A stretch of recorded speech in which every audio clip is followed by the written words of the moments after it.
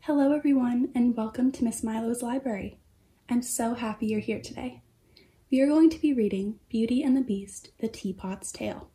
So let's get started.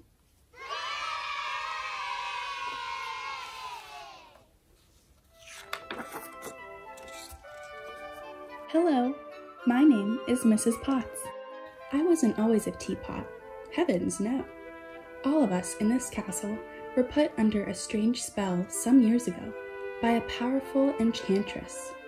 She turned the young prince into a terrible beast because he was selfish and cruel. There was only one way the prince could break the spell. The enchantress gave him a magic rose that would bloom until his 21st birthday. The prince would remain a beast unless he could learn to love and be loved before the last petal fell from the rose.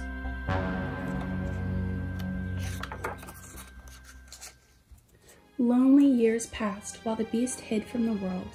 He refused to leave the castle. He didn't even want any tea. I tried to stay cheerful, but there's nothing sadder than an empty teapot. Except an empty teacup, like my poor son, Chip. Then, one stormy night, an old man who was lost in the woods found his way to the castle. Lumiere the candlestick and Cogsworth the clock let him in and brought him to the fireplace. And I was so happy to offer him a hot cup of tea. "It'll warm you up in no time," I said.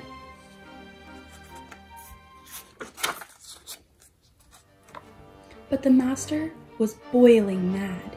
He hated anyone to see him in his beastly form. "So, you came to stare at the beast, did you?" the beast raged. "I just need a place to stay," the old man explained. "I'll give you a place to stay," the beast roared, and he locked the poor man away in the tower. Under his rages, I knew the beast had a kind heart, but I worried that he would never learn to control his temper. And if he didn't learn to love before long, I would stay a teapot forever.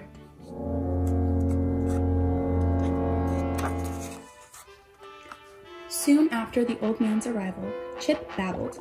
"Mama, Mama, there's a girl in the castle." "Now, Chip," I scolded, "I'll not have you making up such wild stories." But it was true. The girl's name was Belle, and she had come to rescue her father, the man in the tower. Belle was frightened by the beast, but she offered to stay in her father's place. Her father was worried, but the beast sent him home. Belle did stay. She was such a pretty girl. We all bubbled with excitement. If only she and the master would fall in love and break the spell.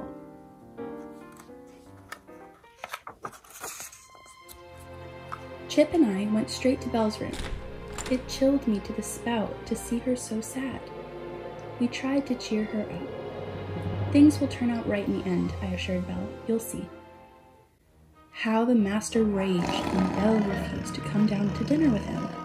I told him, "Try to be patient, sir. After all, the girl has lost her freedom and her father in one day."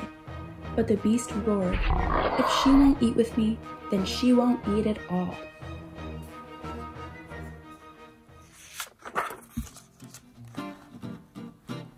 Despite the master's orders, Belle dined on the best the castle had to offer. I'd rather have broken my own handle than let such a lovely child go hungry. The rest of the staff felt the same way.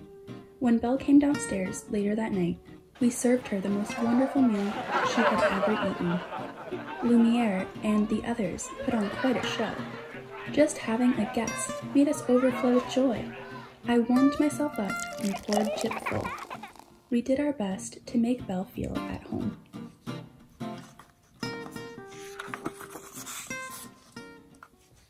But one day, Belle ran away. The beast had flown into a rage when he found Belle in his private room. She was terrified. Belle didn't get far before she was surrounded by wild wolves. The master rescued her, though the wolves savagely clawed and bit him. Back at the castle, we watched as Belle tended the master's wounds. She was very gentle. When she thanked him for saving her life, my eyes steamed with tears. A tingle of hope tickled my spout. I told Cogsworth there may be something here that wasn't here before.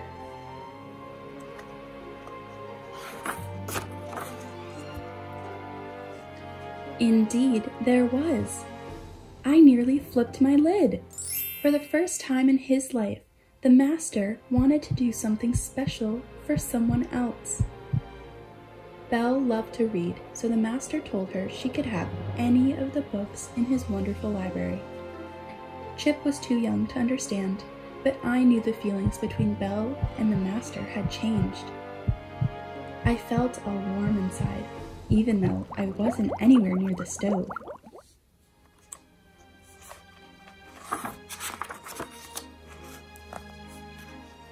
Oh, but the course of true love never does run smoothly. Belle discovered that her father was ill. She begged the beast to let her go home, and the master allowed her to leave the castle. While Belle was taking care of her sick father, trouble was brewing in the village. A wicked hunter convinced the villagers that the beast would soon attack their homes, so they decided to attack the beast first.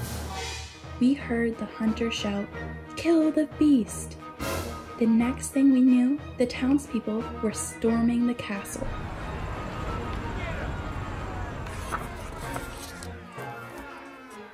The servants defended the castle, but the master wouldn't lift a paw to help us. He was brokenhearted about Belle having gone away. While we servants fought in our own special way, the evil hunter attacked the master. The beast couldn't find the strength to fight back until he heard Belle's voice. She had returned.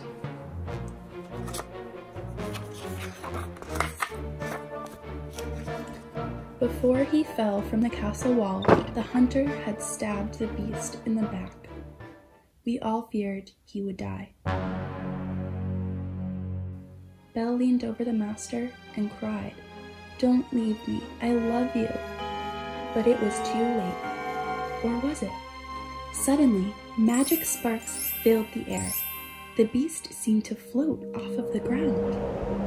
Rays of light shot from his paws as they changed into hands and feet.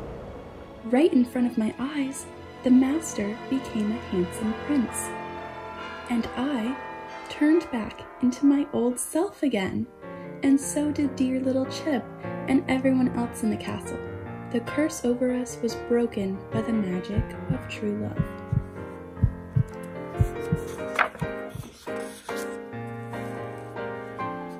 Soon after that, Chip asked me a question. "Mama, are Belle and the prince going to live happily ever after?" I nodded and gave him a big hug. We are living happily ever after too, but since those days, I've never taken a teapot for granted. The end. I hope you all enjoyed Beauty and the Beast, the Teapot's Tale. Come back soon to check out more books. I'll see you next time.